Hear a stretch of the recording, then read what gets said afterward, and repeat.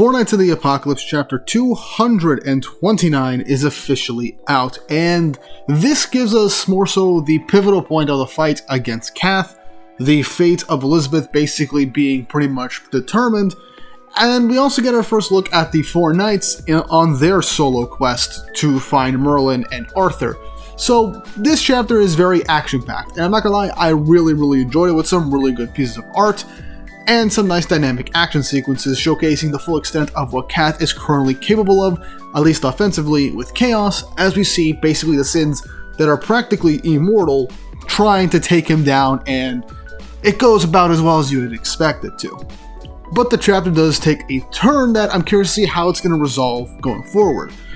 But before we jump into the actual chapter, don't forget to like, subscribe, and hit the notification bell for updates on future videos. Really helps and ensures you guys enjoy the content I make here on the channel and shows you want to see more.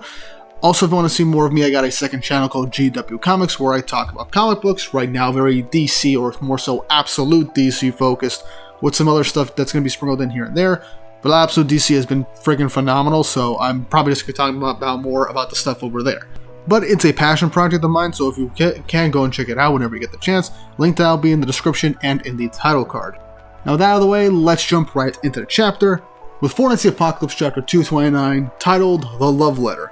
And at the beginning of the chapter, we are not just holding back any of the action, as we begin directly from last time with the Sins charging against CATH, as they're all doing everything they possibly can to injure him as they're just fighting back and forth, all while the rest of the Holy Knights and citizens are looking on in awe at just the literal clash of titans that they are witnessing in the middle of their kingdom.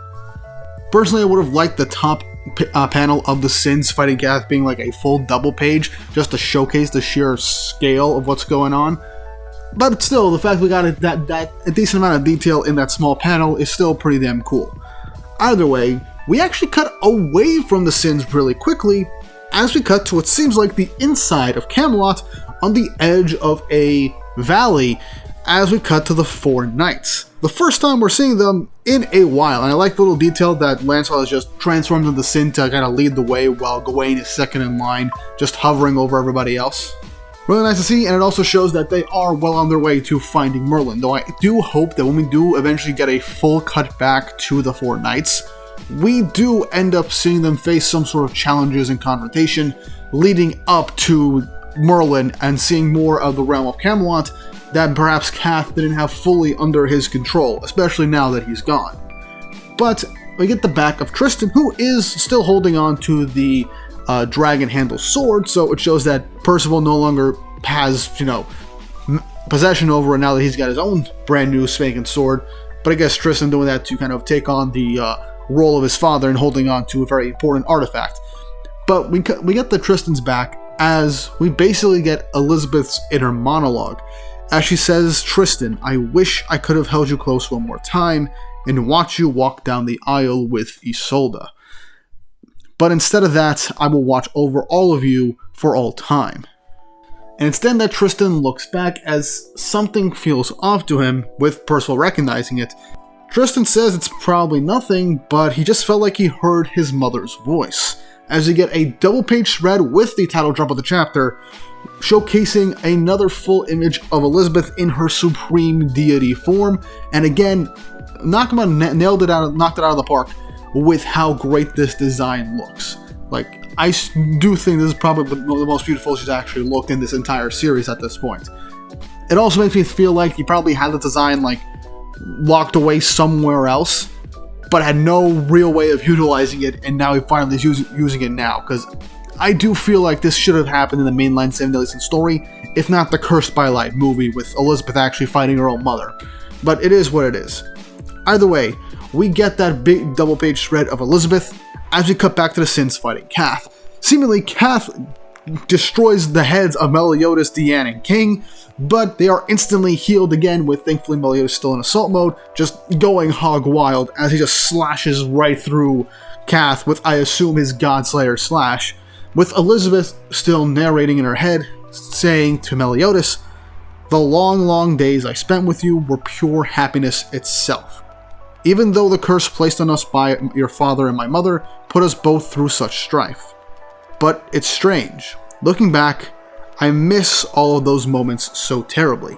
as Elizabeth looks on towards the battlefield with Meliodas charging towards CATH, and Elizabeth looking onward with a smile with tears beginning to come out of her eyes.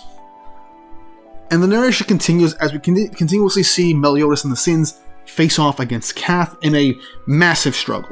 Elizabeth begins to say that I am sure it is all thanks to the almost too earnest love you had, even though life would have been so much easier if you had just set me aside. All while all this being said right now, as Meliodas is being bombarded with chaos, light, and darkness magic coming out unscathed thanks to Elizabeth, and then slicing and dicing up CATH into a multitude of pieces. As we then get Elizabeth continuing to narrate, saying, "But you never averted your eyes from me and our destiny. You took me by the hand and kept walking along with me," showcasing him and Elizabeth seemingly at the beginning of Seven Deadly Sins, where this whole story began for us, the viewer. And we get a chaotic portal beginning to appear, as Elizabeth continues to say, "And most of all, you gave me so many gifts that I could never have obtained by myself." As these portals appear over all the Sins, we get a full page of CATH just unleashing a barrage of chaos monstrous hands to slam down and crush all of the Sins in that general area. I really do like the fact that CATH can kind of just create and manipulate other forms of matter at will. With creation and reality warping abilities, you have to be at least a bit more creative in order to try and make fights with it to feel more, well, at least in CATH's case, chaotic and creative. Though CATH isn't exactly the brightest tool in the shed, he's doing it in a way that only he can kind of utilize in this desperate struggle against a near unbreakable object that is now the Seven Deadly Sins that continuously heal and have their damage pretty much undone. So either way, I like it. But we see as the Sins are covered in these giant monstrous hands, an explosion happens, revealing King Sunflower, as CATH was also burned by the explosion, with Elizabeth saying all the memories of our long, long journey. With CATH not being able to move his hand, as it's revealed that Gowther is using his magic, his ability to hijack people's nerves, to keep CATH's arms from moving. Really nice use of teamwork there with CATH being immobilized by Gowther. And again, Gowther is not the strongest, but his mental abilities to even manipulate just separate body parts is still freaking scary, man. But yeah, Gowther stops CATH's whole left side as Deanne just squishes him down with Gideon with the spike tip right down into the ground to deal as much damage as possible with all of her strength. I'm not gonna lie, I love seeing Deanne just going hog wild and just trying to bash the ever-loving shit out of people. She's a giant, she's incredibly powerful, and she's swinging around a giant hammer with all of her strength, so I just love seeing stuff like that. With Elizabeth still saying that all the bonds that they forged with our companions, all the joys of pooling our powers together. As now that CATH is down, Bon runs forward to go towards him, as we get little bits and panels of the civilians of White Knights watching as the Sins are taking on CATH, as they are giving everybody in the area hope that they need after this big dose of betrayal and heartbreak from the beginning of this arc, and witnessing the true form of who they thought was Arthur, their savior. So it's really nice to show the Sins being recognized by everybody as not only legends but heroes facing off against a godlike monstrosity.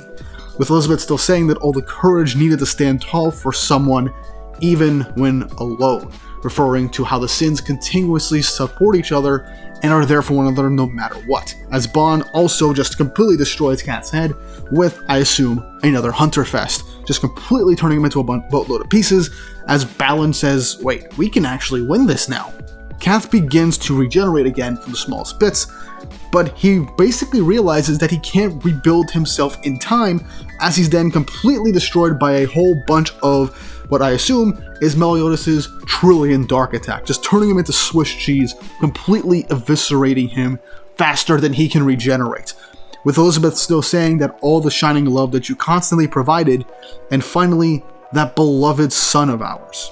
As Elizabeth closes her eyes, as we cut back to Tristan, as a tear runs down his face, potentially feeling something's off with what's going on with his mother. CATH is on the ground, but he does manage to reconstitute himself, but instead of fighting back, he runs away like a scared little bitch, as he just cries out for the Sins to stay away from him just to let him run away. He's done. He realized he cannot win this fight.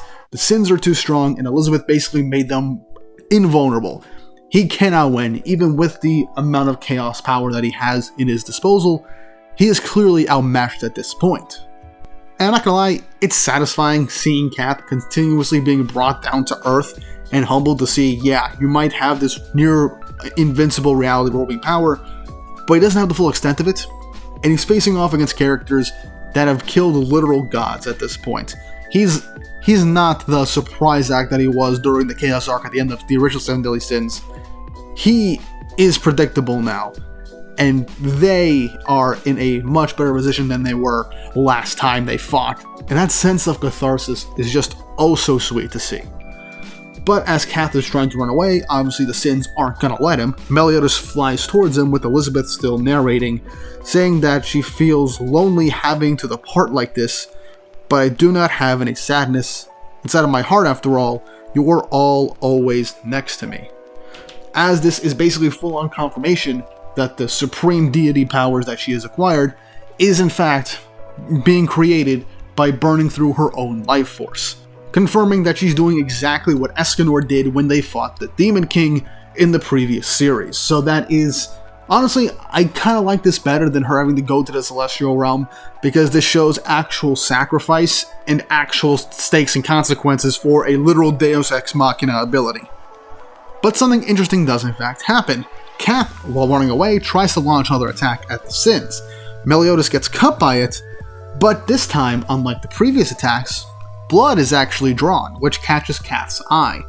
Even though it heals shortly afterwards, CATH realizes that he just healed for a second, which means one thing, as we see Elizabeth hunched over a bit as she is breathing heavily, showcasing that she is nearing her limit, as she tells Meliodas that she will love him for all time. So let's pause real quick. I'm going to address two things very quickly, well, as quickly as I can. This is me we're talking about. On something that was commented in the previous review when the reveal of Elizabeth's form came out, with the potential of her dying afterwards, and now with her power seemingly running out incredibly quickly. So let's address the latter first. Why is Elizabeth's perfect time running out already? Well, if it's burning up her life force, then yeah, it makes sense. Remember, Elizabeth was reincarnated not as a goddess, but as a human being. So despite her having this insane power and potential, she's still in the body of a human woman at this point. She is human, all things considered, despite the powers of a goddess being had. So, if she's burning away her life force, right now she's basically in her mid-30s at this point. She's, with every single attack that's being done, that she's healing people with the instant that they're inflicted, so they're basically unharmed, she's drastically burning away years off her life. So by doing this, she's just burning away her life force of a regular human being. So, let's say she would live to be about the age of Bartra, around the, well, I'd say the 70s or 80s at this point. She would most definitely live up to that point. She'd just be going through all those years in just minutes in the battle against CATH, because if it wasn't for her abilities, yeah, the Sins would be drastically, will either be incredibly defeated or drastically wounded, to the point where CATH might have been able to overwhelm them with his regeneration. As we saw in this chapter, CATH's regeneration was being so overwhelmed and outclassed by Elizabeth's abilities, as he was being overwhelmed by the Sins as well, that it shows. If Perfect Time was not active, CATH's regeneration and his mass AoE attacks would have actually been able to take down the Sins. So it is a process of elimination type deal, and it makes sense. It makes the sacrifice even more heart-wrenching, because she got revived as a human with these abilities, the curse was broken, and she basically lived a life with the person she loved and had a son. Now she has to give that all up to save everybody, so yeah, makes sense. Now on to the comments that I got in the previous video saying, so if she's gonna die anyway, what's the point of the whole thing from the previous series in just stopping the curse and all that? You just completely ignored the point. Yeah, the main goal of the original 7 Deadly Sins series when it was officially revealed during the halfway point was essentially to break the curses on Meliodas and Elizabeth, to break the constant cycle of death and rebirth and constant tragedies between the two of them that have gone on for 3,000 years. But now, after the end of the Holy War arc and Chaos, Meliodas and Elizabeth had 18 years together as husband and wife and raised a son. They basically had more or less most pretty much full and fulfilling life. And that is essentially why she is dying now. She basically lived a full life at this point, considering the fact that she's well over 3,000 years old at this point due to the constant reincarnations. But even then, she had a family. She had people that she loved. She lived a happy life despite all the struggles that have gone on. And this entire chapter was literally just a last will and testament of Elizabeth, showing that she has no regrets and still cherishes all the times and memories that she's had with her friends and loved ones. It makes perfect sense at this point. Yeah, she had basic immortality to a degree, but she had to keep losing the memories of the one that she loved and any friends she had along the way, and had to keep suffering death after death, whether by natural causes or by a curse if she remembered her past life. But now, she's completely herself, and is now making the decision to just give up what's left of her natural human life to protect those that she cares about. Because unlike with the curse, she's giving up her life of her own volition. Meaning that it is a personal sacrifice and it's not a tragedy that needs to be fixed or corrected.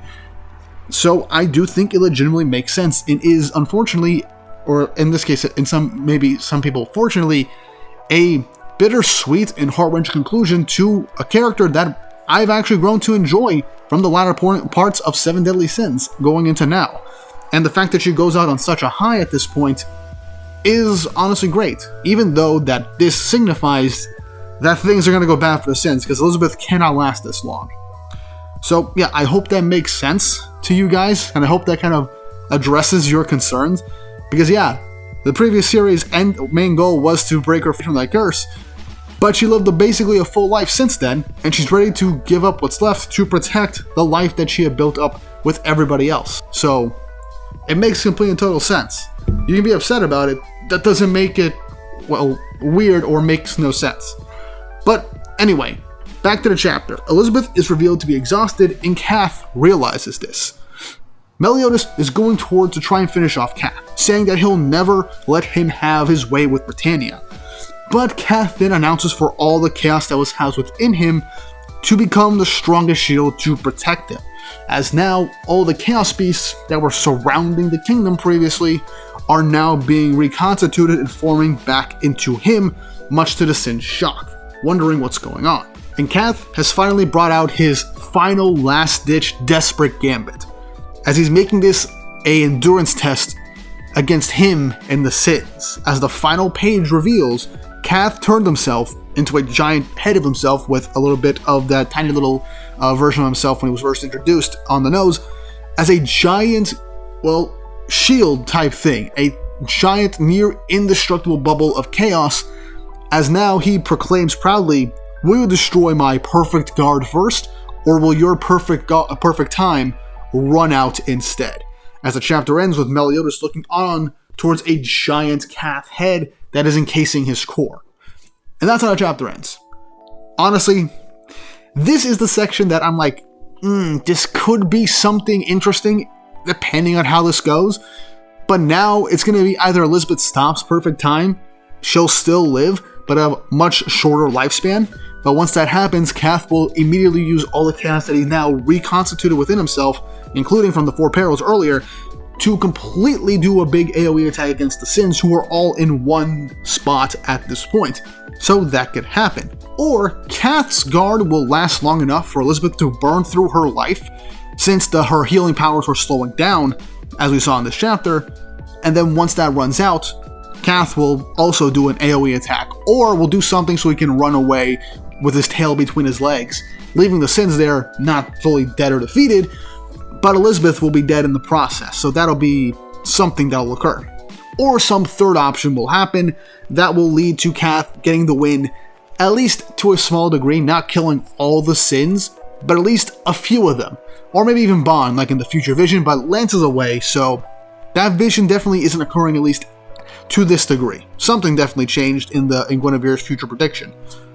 But yeah, this was overall a really fun and bittersweet chapter, with Elizabeth basically giving her literal last will and testament to her husband, her friends, and her son, as she is giving up her life to protect them and the future, to ensure that the literal monster of chaos incarnate is killed.